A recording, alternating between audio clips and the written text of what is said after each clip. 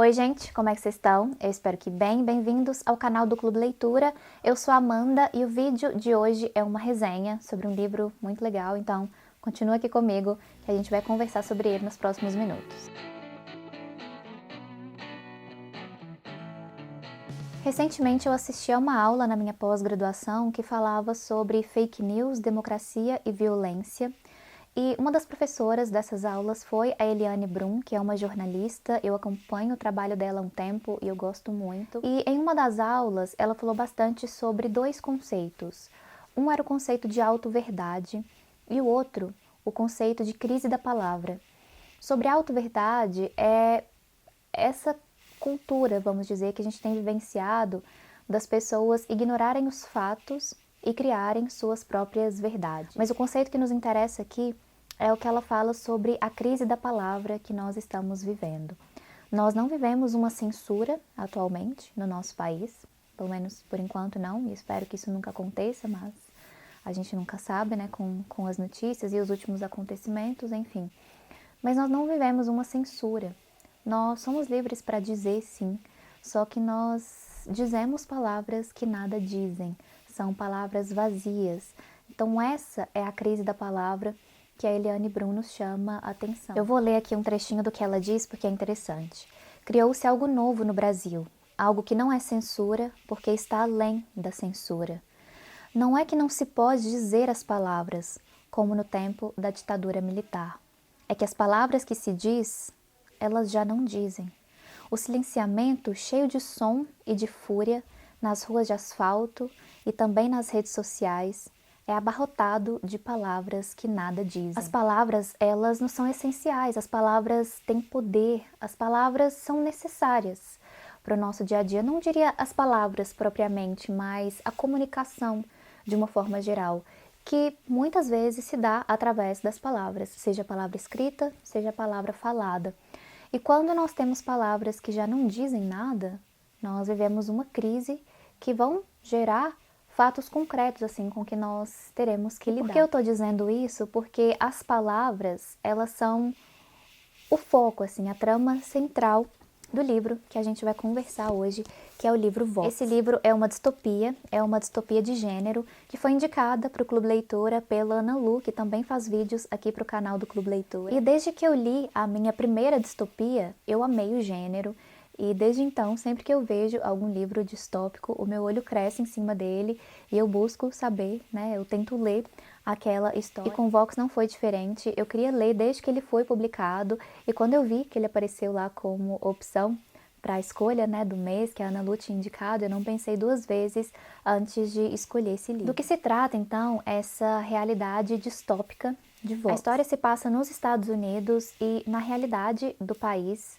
eles vivem sob uma censura, mas não é uma censura direcionada a todos os cidadãos, vamos dizer.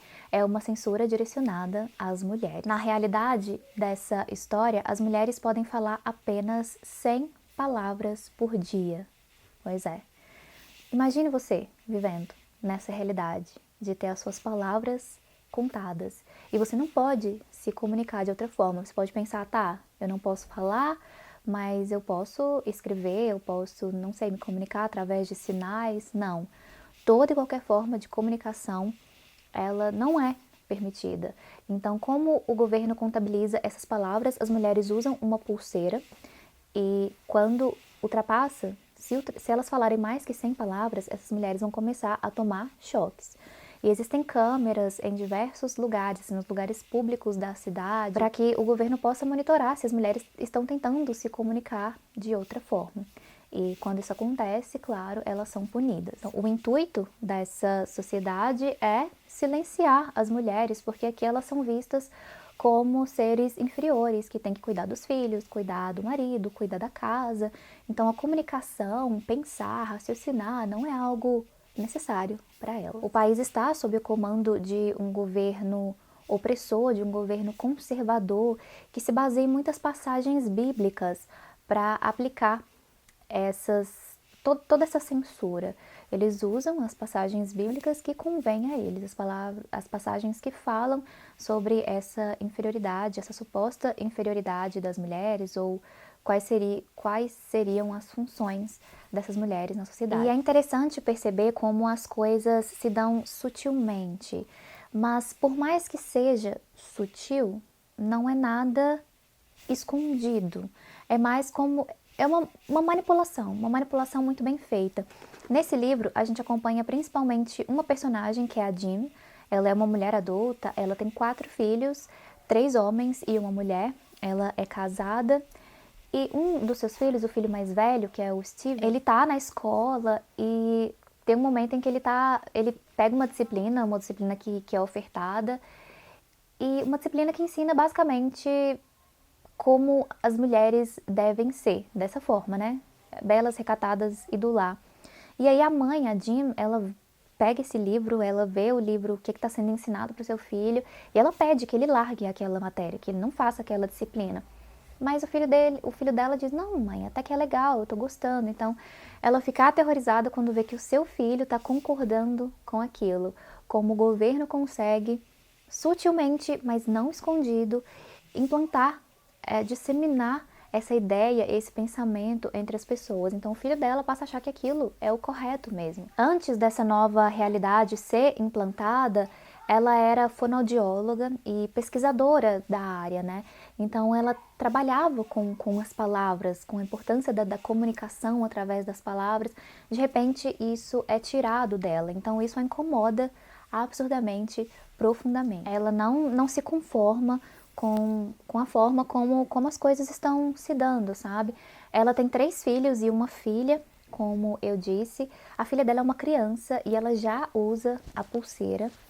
E ela fica muito incomodada também de ver a filha ainda tão pequena, já sendo limitada, assim. A filha não se comunica, a filha às vezes passa um dia sem falar uma palavra, porque para a filha dela, que praticamente nasceu nessa nova realidade, aquilo é o comum, é não falar, é não se expressar. Tem uma cena que eu achei muito forte aqui na leitura, que essa filha da Jim, que é uma criança, um dia ela acorda no meio da noite e falando coisas muito altas, assim, gritando, tendo pesadelos, e aí a Jim acorda aterrorizada, porque se ela continuar falando, a pulseira da filha tá contando ali as palavras, né?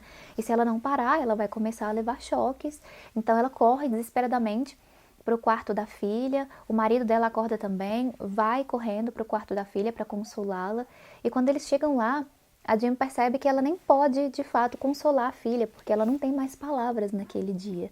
Então é o marido dela que tem que ir lá e consolar a filha, e isso a perturba muito. Ela não pode nem consolar a filha, sabe, que tá tendo pesadelos. Ela não podia falar, se ela falasse, ele ia começar a levar choques. E eu fiquei pensando como isso é desesperador, porque eu também tenho um filho, né?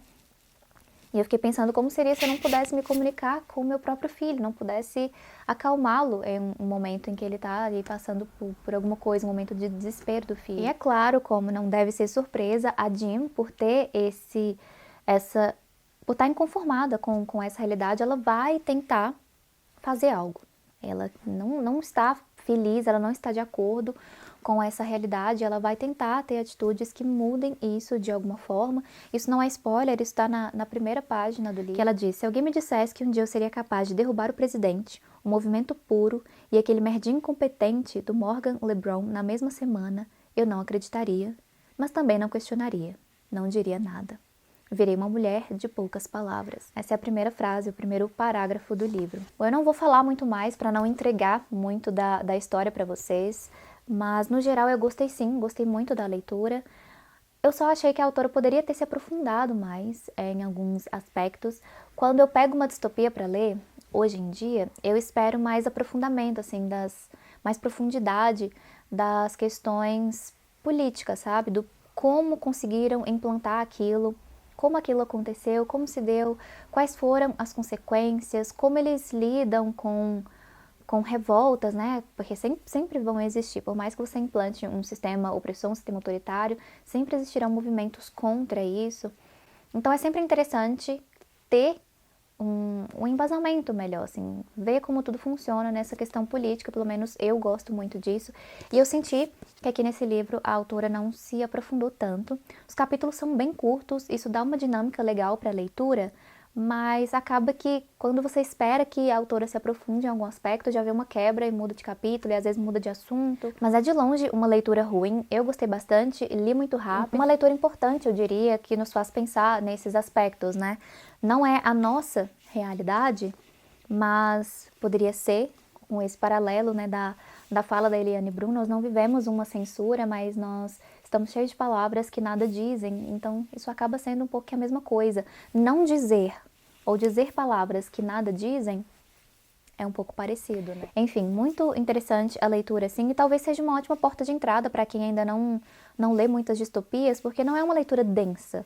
Tem distopias que são mais densas justamente por isso, porque entram em muitos detalhes das questões políticas, da sociedade, mas não é o caso desse livro. Então talvez seja uma boa porta de entrada para você que não lê muitas distopias, não leu nenhuma e tem interesse em ler.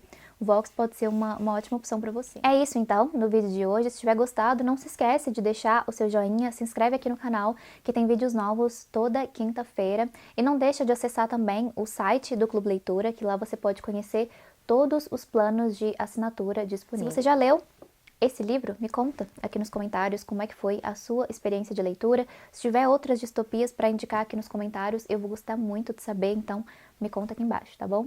Então é isso, eu vou ficando por aqui. Eu espero que você tenha uma ótima semana, faça ótimas leituras e a gente se vê por aí ou no próximo vídeo. Beijos e tchau, até a próxima!